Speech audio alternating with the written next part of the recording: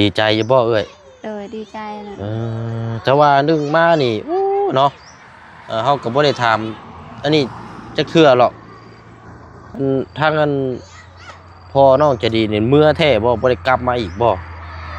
บ่ได้กลับคือน้องกลับกลางเว้นเนี่ยกลับพุ่นอยู่งานพุ่นว่ามันย่านเข้าอยู่นี่มันกล้าเข้ามื้อนี้บ่วานซืนนี้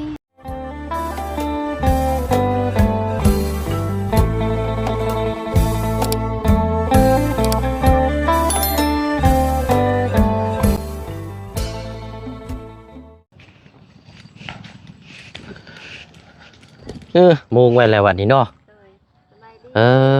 โดยเอาใครอยู่แบบนี้เนาะบ่ส้นฝนหรือว่าส้นแดดกะ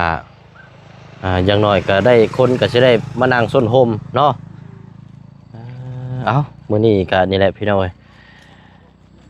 มาเยี่ยมมายามมาอัปเดตเบิ่งนำกันเนาะทางน้องเราแค่บ่ได้อยู่บ่เสยไปซักโทรศัพท์อยู่บ้านสกีไปสากโทรศัพท์อยู่บ้านสกี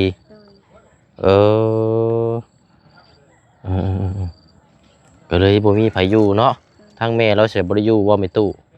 ยันเราไปหาไปสวนพุ่นเนาะ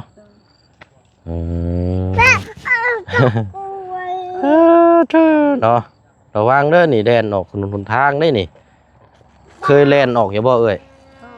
โอ้ยระวังได้นี่เนาะเอาเบิ่งเด้อผมรู้จักน้ำเราอีกก่อนพี่น้องแม่น้องใจดีเนาะเด้อพี่น้องเนาะกราบทักทายสบายดีและสวัสดีพ่อแม่พี่น้องเบิร์ดสุคนนะพี่น้องเด้อเนาะพบเจอกันอีกคือเก่าคือเดิมพี่น้องเนาะเสียงกำลังเริ่มกลับมาแล้วพี่น้องสุขภาพร่างกายแต่ว่าก็ยังไออยู่เนาะถ้าว่าไผแล้วเป็นแล้วนี่โอ้บอกเลยพี่น้องนานเศร้าใช้เวลานานเนาะแต่ว่าเขากินน้ำอุ่นนะพี่น้องพยายามกินน้ำอุ่นในลายมันจังเริ่มอันนี้เนี่ยจังน้อยเนาะวันเมื่อก่อนนี่เสียงห้อนเท่าไรไอเท่าไรเป็นยังกินน้ำเย็นเข้าไปโอ้เนาะยังเกือบบ่รอดพี่น้องเนาะเอาเนาะทางแม่น้องใจดีเป็นยังไงงามอยู่บ่งามอยู่เอาผมเด้อกบก่อนกันเอากระเบื้องทั้งนั้นเนาะกระเบื้องมาส่งพี่น้องไอ้ป้อสีขาวเนาะเพื่อน้องแต่งจริงโอ้โหแล้วพี่น้องเนาะเพื่อนหลังบ้านใหญ่งามตึงตอกแต่งเสาเรียบร้อยไปเลยติดกระเบื้องกับเรือแต่ลงสีก็ไม่เรียบร้อยแล้วนี่เนาะบ่ได้ไปน้ำกระเจ้าบ่ไปสู่ขอเมียอ้ายบ่มีใครเอาลูกกระเจ้าพากันไปรถยังอ่ะนะคงมีไปกับเฉลียงไปรถจักรบ่โอ้บ้านยังก่อนบ้านนั้นน่ะบ้านปลุยฮะบ้านปลุยเมืองนองคนเลยเนาะยังบ่ทันมาอยู่เนาะทางแวะประมาณถือว่าอีกหึงอยู่เนาะขึ้นไปไล่กะเขาเฮ็ดดองอันนั้นไปไล่นี่เขาเว้าซื่อๆเว้าลองซื่อ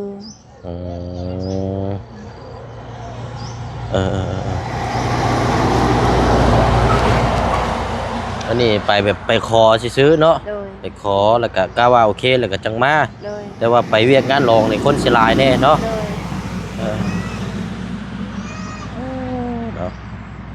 นอกจากแต่ว่าซื้อแบบใดแบบฮีทเขาจะสิบ่แบบเดียวกันบ่แบบเดียวน้องน้องเลี้ยงกับไปทำงานบ่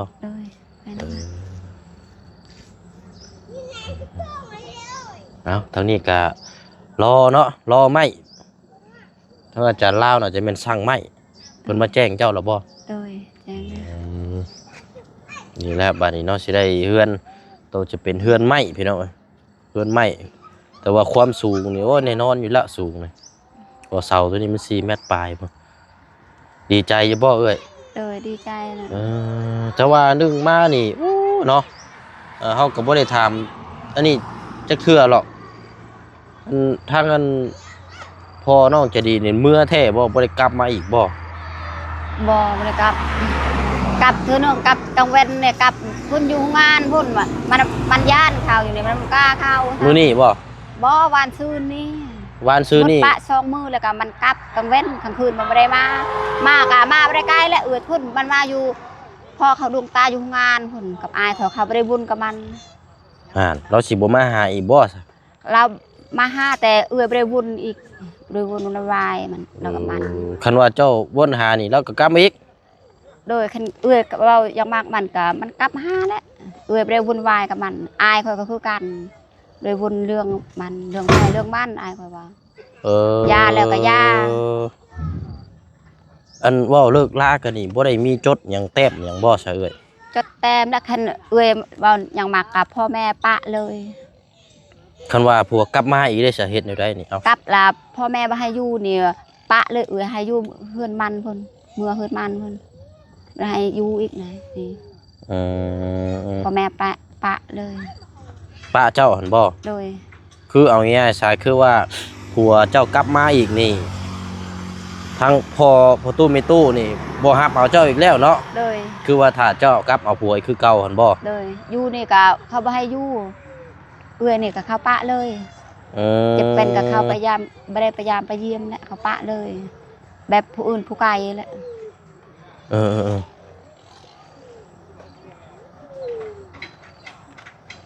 เขาสัญญาแหละกลางคืนมันไม่ได้กล้ามาแล้ว ตอนนี้เราอยู่ไสซะ อยู่บ้านเรา อยู่บ้านหัวหอบพุ่นบ่ เลย คือว่าเมื่อวานเมื่อก่อนนี่คือมาอยู่โรงงานนี้ซะ เลย2 มื้อแล้วแต่มา2 มื้อกะมันมาฮอดชั่วโมงมันอยู่เขาไม่ได้วุ่นวายกับมันอายคอยก็ไม่ได้วุ่นกับมันจะติดต่อแล้วแสดงว่าเรายังมาหาเจ้าอีกนี่เลยอยากมาหาอีกกับแบบพอเขาเลี้ยงไม่ได้วุ่นวายกับมันแล้วมันออกเขาไม่ได้วุ่นกับมันก็ยังจะกลับแหละแต่ไผ่ก็ไม่ได้วุ่นวายกับมันเข้าใกล้กับไม่ได้วุ่นวายกับมันกลับแบบว่าพอเขาดวงตาอยู่บ้านกระดับอันให้ติดต่อให้กับพ่อแม่คอยลมกับพ่อแม่คอยแต่เนี่ยมันไม่ได้ใกล้ไกลกับมันย่านพ่อแม่อายอีกปรับไม่มันเห็นมันมากลางคืนกับอายมันให้แจ้งเขาจับรถเห็นมันมากลางคืนสัญญาแล้วกลางคืนมันไม่ได้มาฉันมาหักแพงลูกกะให้เงินกะให้มากลางเว้นแต่ไม่ได้ใกล้ฉันหักแพงลูกให้เงินกะให้กลางเว้นให้กลางเว้นกะ ให้ลูกและไม่ได้แบบว่านี่มันไม่ได้ใกล้แล้วให้ใกล้แล้วแบบนี้เขาสัญญาแต่ตักลงไปลงไปแบบนี้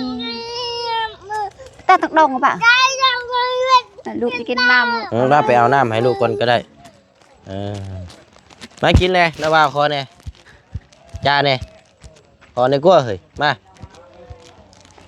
อันนี้ลูกผัวคนที่2บ่คือที่3แล้วนี่พี่น้องตามทั้งเราน้ำกันอีกท่านนึงเดี๋ยวว่าบริเวณนายหมดได้ขอกินขนมนั้นมันบ่ให้แต่อาบุตรละคิดปัจจุบันมาคอเนี่ยขนมนี่มาจักปีแล้วก็3 ปีแล้ว3 ปีบ่นี่ก็ยังผู้น้อยอยู่เนาะเลยโอ้ยตะปูนะเอ้ยเอาไม้เคาะลงเลยฮะมีบ่นี่เอาดินนะเอาดินทำมาทุบเขาได้ฮะโอ้ยอันนี้แหละเดี๋ยวสิเจ็บสิปวดทุบเข้าไปได้ฮะมันเจ็บๆนะไปบ่มันจะย่างเคาะเตะขึ้นไปเพราะแห้งอีกแล้วเอาไรแล้วฮะขันพัวดิขันเฮ็ดใส่พัวกับอยากขึ้นจะกลับอยู่แต่พัวเฮ็ดใส่ไม่ได้ขึ้นเลยบัดเมื่อทุกแล้วนั่นแต่ว่านี่นั่นคุยเรียบร้อยกันแล้วนี่เนาะถ้าว่าเรากลับมานี่แม่นยังก็จับผูกมัดฉันบ่โดยขันมันมากลางคืนมากลางคืนโดยบ่แม่นผู้สาวมากลางคืนมาเล่นบัดเมียตัวเองเขาบ่ให้ไกลผู้สาวล่ะได้บัดพัวเองล่ะบ่ได้มีเองขันมากลางวันให้ลูก เงินข้ามมาได้บัดไม่ได้ใกล้ โอ้ มาให้เราใกล้ชัญญาแล้ว โดยแต่ว่าเราก็ยังวนเวียนมาอยู่เนาะ โดยเพื่อนน้องเรามา เรา มาอยู่งานทุกอยู่นี่มันไม่ได้กล้ามาดอกอยู่นี่มันไม่ได้เข้าดอกอยู่นี่บ่แม่มันคิดฮอดบ่แม่นมาเฮ็ดชายมันว่าเฮ็ดชายแต่มันคิดฮอดมันจะกลับคืน เอาเรารับแรกอยู่นี่เป็นแบบได้ไหนคือได้กลับแบบว่าเราคือได้เลิกลาแบบคือกลับเมื่ออีก แล้ว ผิดกันแบบได้ แบบเพชรกันแบบมาเข้าละมาไล่แบบเพชรกันแบบคุณแบบเครื่องอยู่ในเฮือนล่ะมันทิ่มหมดแบบนี้ เครื่องของในเฮือนซาน โดย ผัวเจ้าเป็นคนทิม โดยหมออย่างกะมันเต็มแบบว่าเข้ามามันมาไล่หม้อนึ่งกะเต็มกะติกกะเต็มมันเฮ็ดใส่ เข้ามาลาย โดย แบ แบบแม่บ่ฮู้แม่เว้าอ้าวแม่จะดีขึ้นมาไล่แท้เขาแบบอายบัดแบบไปบอกอายเราอยู่พุ่นอยู่บ้านไร่พุ่นไปบอกบัดบ่ฮู้มันอยู่เฮือนมันเฮ็ดใส่มันมาเข้ากับมาไล่แบบนี่กับคันแม่ไม่ได้ขึ้นกับป้าซื้อข้าวกระติกหนึ่งแม่บ่หูเด้กับบัดแม่เปิดกระโปรงมีขึ้นมา ไม่ว่ามาเข้าร้ายเนาะแม่เช่าลากับหมากกะนึ่งขาวมันมาลายแม่มื้อนั้นน่ะเฮาเห็นอยู่อันเราโจมใส่คุใส่เข่าน่ะลายเด้เอามาให้อัน แม่อีก แค่น่ะ กระติกหนึ่งเต็มแบบมาใส่กันบ่นี่ด้วยมันเฮ็ดใจเด้มันใจฮ้อนล่ะมันเฮ็ดใจบัดแม่อีกนุ่งข้าวมันมาซ่องหวดพ่นบัดช่องมือซามูพ่นเป็นคนลายได้แม่อีกหนึ่งซ่องหวดพ่นมันเฮ็ดใจเด้แม่จนงึดไปก็งึดแม่ชาวลาอีกหนึ่ง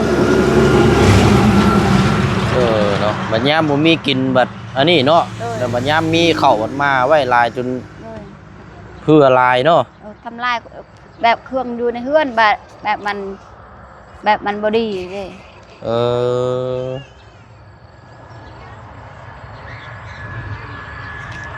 มันกลับคืนมันมาอยู่งานได้กะยอมหมดมันเบาจะได้กะยอมหมดมันไปรับจอกรับจ้างเวียดกะอยู่ห้วยซ่านกะเห็นแต่ตัวเดียวไกลกะแจ้งเขาน่ะบ่เห็นยังเลยเป็นหน่วยเกลือกะมันไม่ได้ซื้อน้ำบัดเงินกะบ่เห็นน้ำมันไปเล่นไปกินหมดน้ำเปรี้ยวมันกินฮอดกินละนอนกะยังว่าวชายยังเฮ็ดใส่กะมันกินฮอดแหละมันคันเฮ็ดใส่มันไม่ได้อยู่ดอกนี่มันไม่ได้กลับคืนดอกกินละนอนโดยไหวล็อกเนาะกินละนอนกะเฮ็ดใส่ตื่มอีกแต่ว่ามาอันช่วงนั้นคือว่าเราเฮ็ดต่อเติมผาเฮือนผาซ่านอยู่คือแบบเฮ็ดอยู่แต่มือมันใจดีเฮ็ดอยู่มืออารมณ์ดีว่าฉันเนาะก็เลยเฮ็ดอยู่โดยนี่อายเล่านี่ไผน่ะอายเล่านี่ขี่จักรกินนี่โดย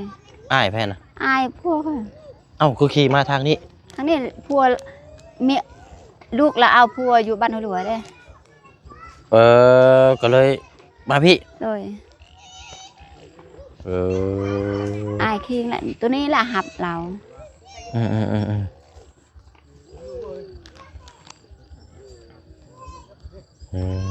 แบบลายเรื่องนะแล้วลืมแล้วอยู่นำกันแต่อดบ่ได้แหละบ่แม่นแต่นึ่งข้าวนี่แหละมันหลายอย่างหลายแนวเนาะโดยหลายอย่างหลายแนวเฮาก็บ่ได้ช่างถามดอกนี่ไงแต่ว่าหักคันมันมาข้าวเธอเดียวนี่กะยังอดได้คันเถิดกันเธอเดียวช่องเธอเนี่ยโอ้ยก็ว่าอยู่นำกันแหละก็แต่เป็นร้อยเป็นพันก็ยังบ่ได้นับอีกนี่กับอดบ่ได้แล้วมาข้าวลายคั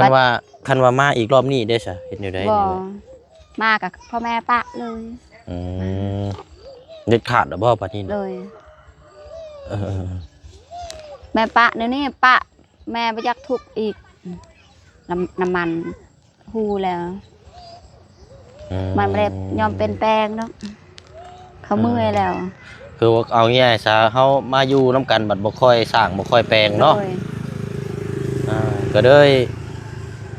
อันนี้บัดนี้เนาะ โดย แยกย้ายกัน อืม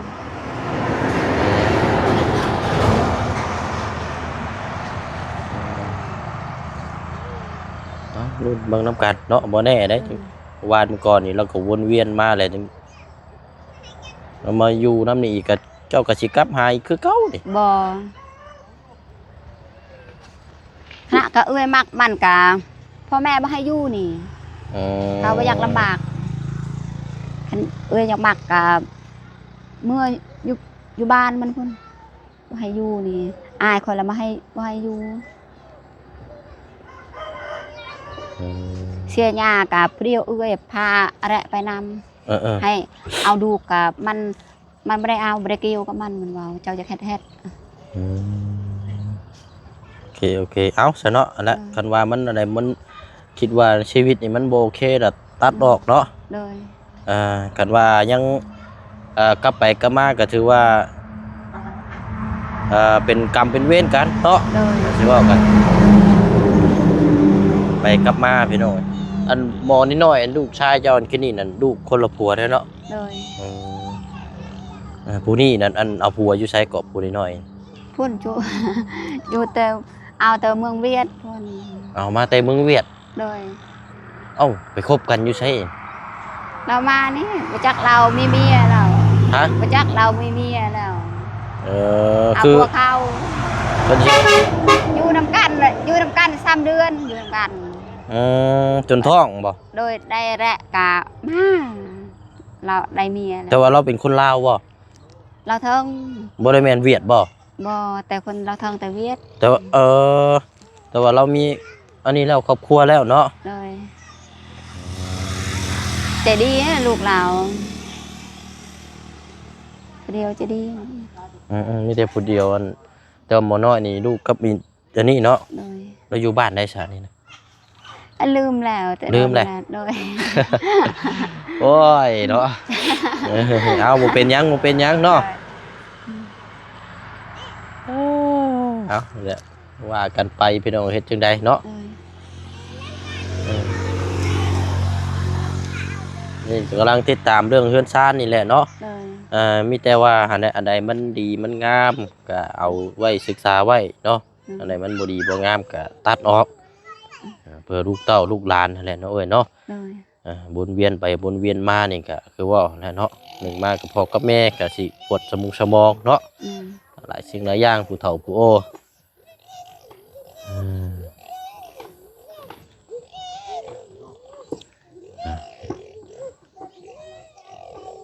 เดินเฮือนชาลาดแป้นกัดมองนี่แหละพี่น้อง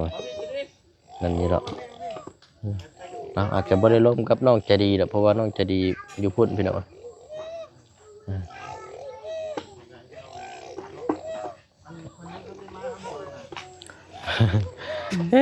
ไปเฮ็ดเกาะนี่นะ ทราบสิดอกแค่ซอยแบบลูกหายตลอดเฮ็ดมันเฮ็ดซอย น้องดอกแค่บ่ เลยอาจารย์ล่าซอยนี่ เออ เฮ็ดซอย อันแถวบ้านนี่เอามาได้ใช้ใช่นี่นะ ยืมแค่บ้านแม่มาไกล อันนี้ได้ เลย พอได้มุงเนาะ เลย นี่นางกินข้าวนี่ได้เด้นี่ เลย นั่งลิ้นนี่อีกแล้วนี่ผมเป็นแถวได้แล้วนี่โอเคแล้วนึ่งแล้วบ่เข้าเอ้ย สุกแล้ว สุกแล้ว เรียบร้อยแล้วเนาะ เลย ทางน้องโอเคบ่อยู่เนาะ เลย ไปสากแบตโทรศัพท์พี่น้องเอ้ย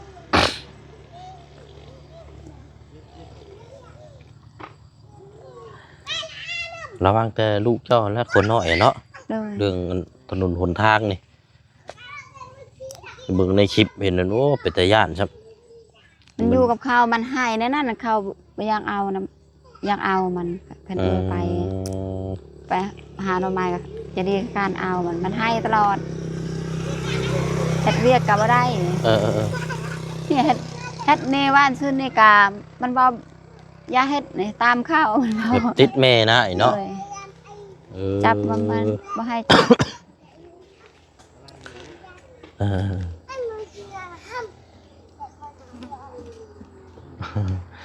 เอาอะไรพี่น้องเอ้ย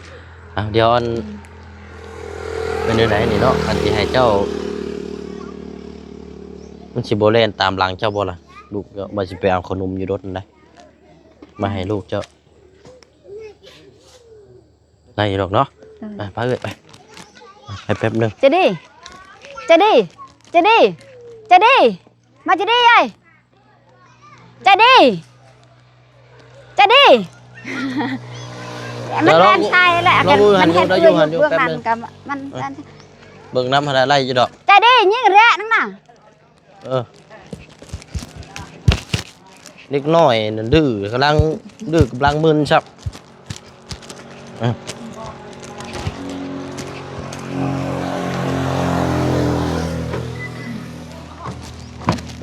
อ่ะขนมนี่แหละพ่อไว้ไม่กินเอาเอ้ยเด้อ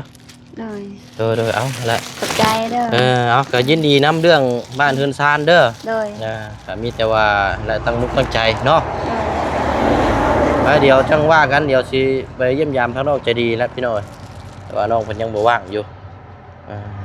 เอาสบายดีเด้อเด้อ เลยสบายดี เอากดไม้ให้เฮาเลย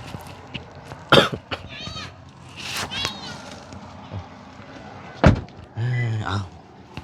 เป็นจังไดพี่น้องเนาะอันนี้ทางพี่น้อง FC เฮาก็ตั้งคำถามมานี่ไลน์ได้พี่น้อง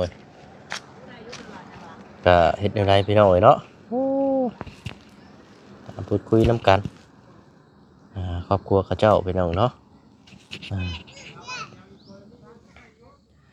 บ้านซื้อนี่ก็มาวนเวียนอยู่ว่าซั่นเนาะสงสัยยังมาอยู่นำหั่นแหละพี่น้องแต่ว่าก็ทางนี้บ่รับเอาแล้วว่าซั่นเนาะเอารุ่นชมเบิ่งน้ำกันอีกต่อไปพี่น้องนี่ได้เนาะเนาะลาพี่น้องๆอีกคือเก่าคือเดิมเลยพี่น้องเด้อเนาะพบเจอกันในคลิปหน้าเนาะคลิปนี้เราร่ำรวยๆนำกันเบิดสุขุสุคนเนาะสบายดีเด้อพี่น้องเด้อ